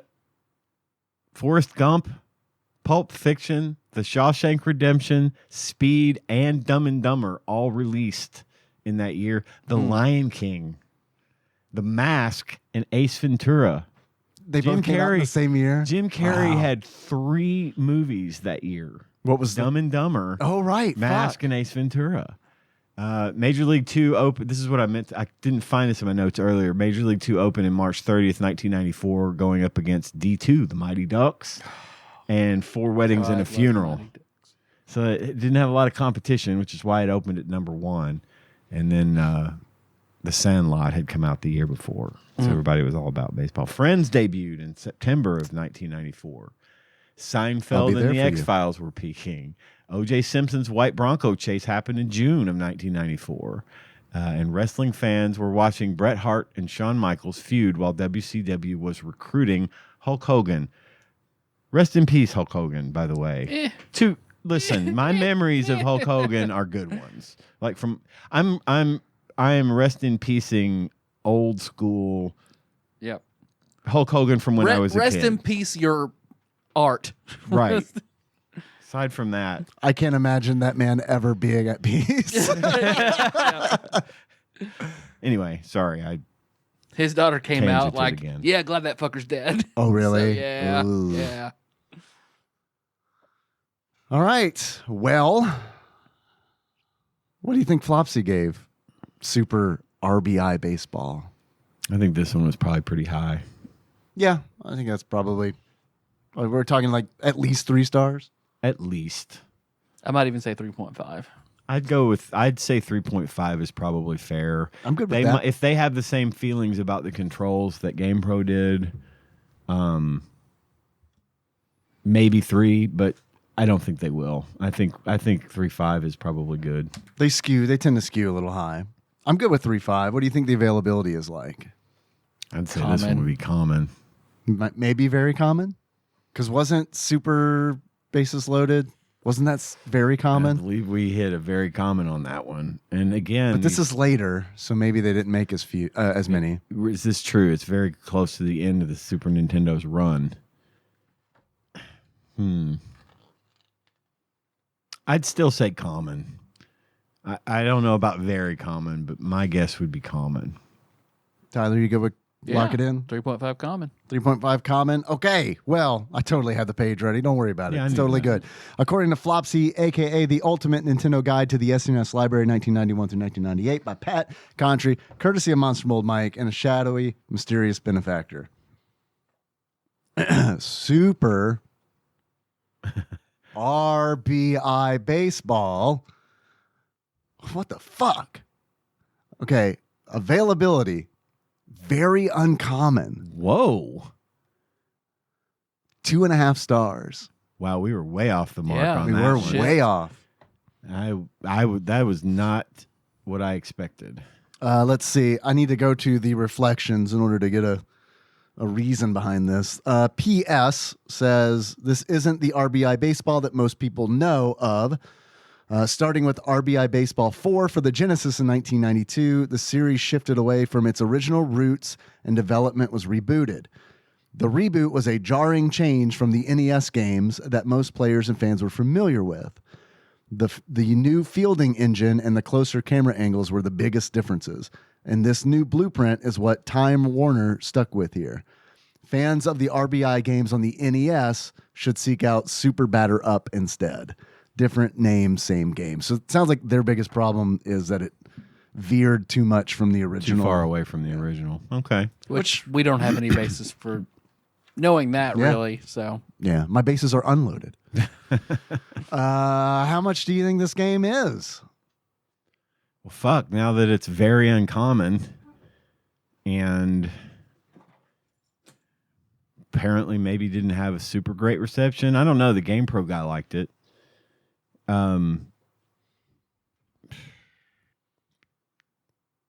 Very uncommon.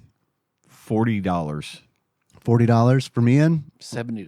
$70 from Tyler. Actual retail value of Super R.B.I. baseball, loose, for the Super Nintendo, sorry. Loose on average, according to pricecharting.com at the time of this recording, is $9.99. I'm going to get on eBay and buy this right now. You should. I mean, Wow. for being very uncommon. It's an IREM skins game level. Like, okay. Yeah, I guess because it's a sports game, much like Irem Skins game, it's, even though it's very uncommon, or what was Irem Skins was game rare. rare? It was rare. This is like, yeah, I'm just gonna go ahead and buy this. I liked it enough, you know what I Sure. mean? It's like Why $10. not? All right, sure, yeah, that's sold. You got to actually order it. Yeah. Can't just declare bankruptcy. Oh, okay, that's fair. I I declare bankruptcy. Well, Tyler, Yes, Dave. you're sounding better. I'm You sound really a lot more like starting yourself. I'm starting to feel a little bit better. good. Just seemed Thank like you. almost as if you were getting better progressively throughout the episode. That's Yeah, awesome. I don't know. The color has returned to your Yeah. face, Which is still pretty white, but yeah. yeah. Well, I mean, You were what more are gonna do? ashy before. You were much more Yeah. ashy. Grayscale. Yeah.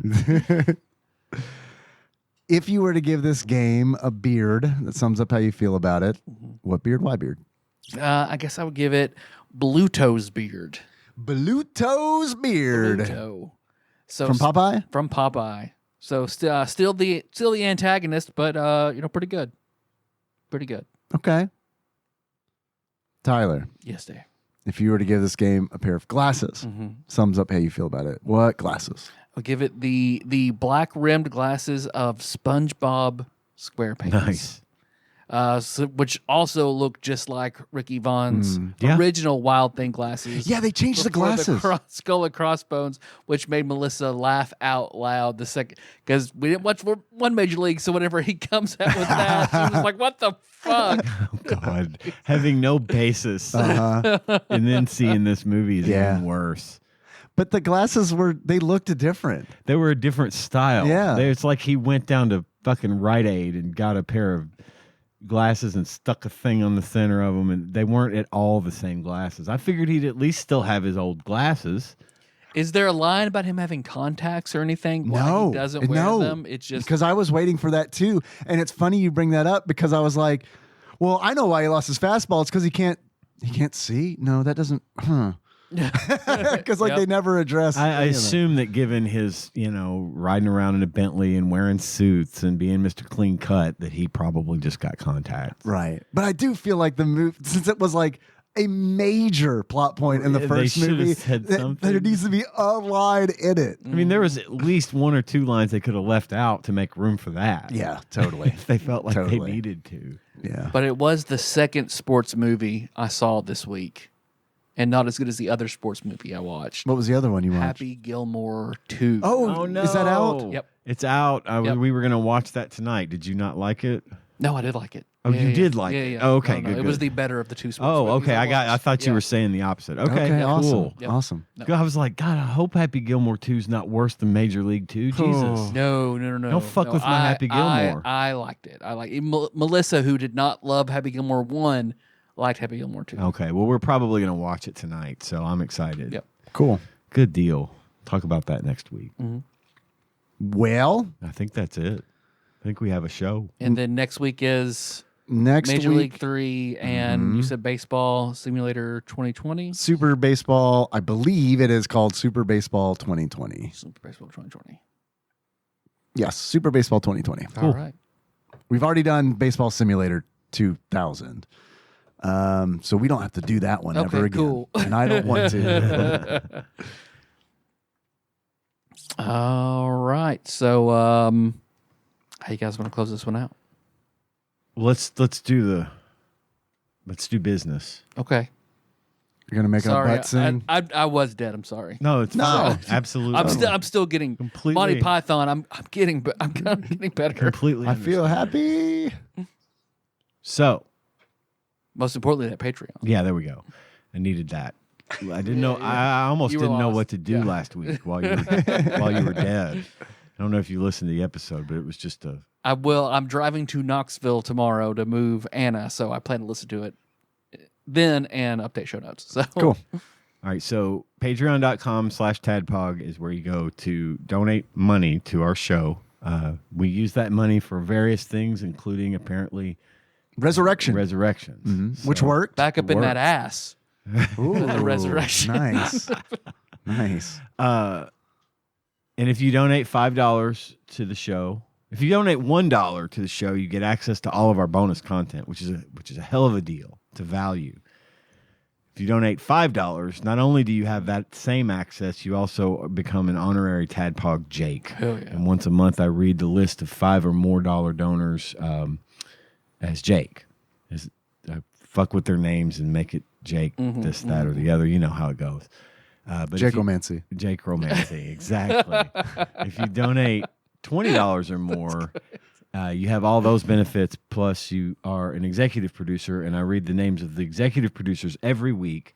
This week I'm going to read them as regular people, not Jakes. Okay. They are Jakes, and they will always be Jakes, but first and foremost, they're executive producers. So the list has increased by one this week. Hell yeah. We have an additional executive producer. Man, he is going to be mad when he finds out that Tyler's back, right? Right. Because I assume that he made that donation because he was like, finally. Well, All right.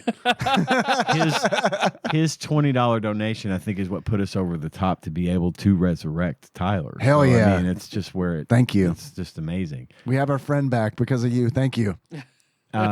So the list goes a little something like this: Cubicle Monkey, thanks for the books. Hell yeah, man. These fucking rule. Yeah, they So really, I, they're really holy fucking cool. shit.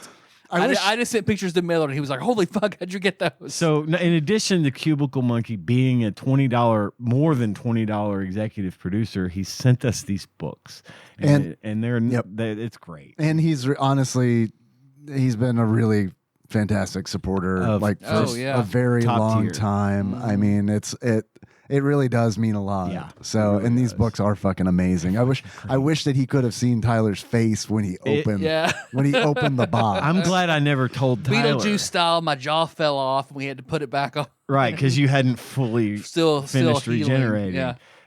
I had told Dave because of the whole it was shipped to the PO box and stuff, so Dave knew that it was coming, but I kept it from you because I wanted at least one of us to be pleasantly surprised. I'm still pleasantly surprised. Oh, yes. But anyway, the list is Cubicle Monkey, Sandwich Pope, Phil H, Gamebug Prime, Nathan E, Matt, aka Gentle G, Pinball Airplane Archmage, Chris Edler. Sorry you couldn't be on this episode. That nice guy from Michigan, Louisville correspondent, Princess Consuela Banana Hammock, Flavor Trick, Taryn D, D Pope Sandwich, Lord Micah P, Cthusiast Jeff M, and finally our newest donor who does not have a title. We should remedy this.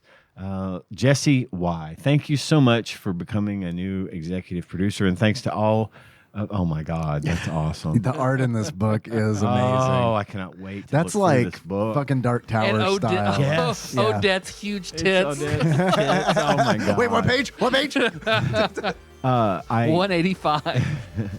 But anyway, thank you to all of our donors, not just our executive producers. That money that you give us each month means a lot, and we're super grateful to have it.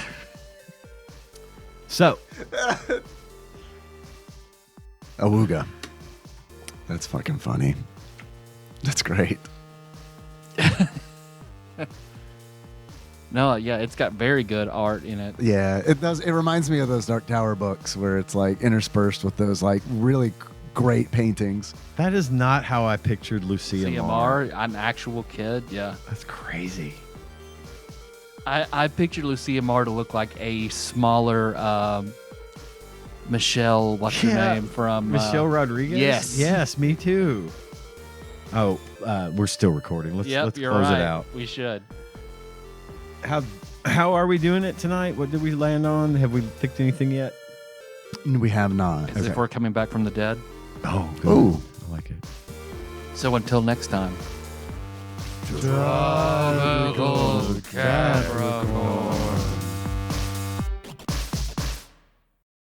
TADPOG is hosted and produced by Tyler Holland, Dave Moore, and Ian Chandler and releases new episodes every Wednesday. You can find them on Apple Podcasts, Spotify, YouTube, and just about anywhere else podcasts are hosted. If you have a question or comment for the hosts, don't hesitate to call us at 270-883-2555 and leave us a voicemail. If we like it, we'll play it on the show and respond. If you'd like to send us something, you can do so at TADPOG Studios, care of Nicole Nance, P.O. Box 3785, Paducah, Kentucky 42002.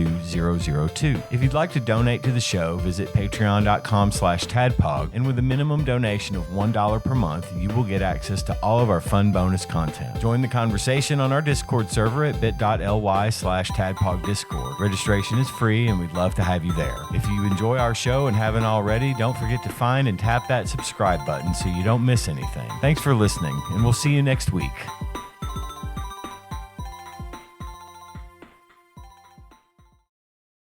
Jokes, and people thought it was real.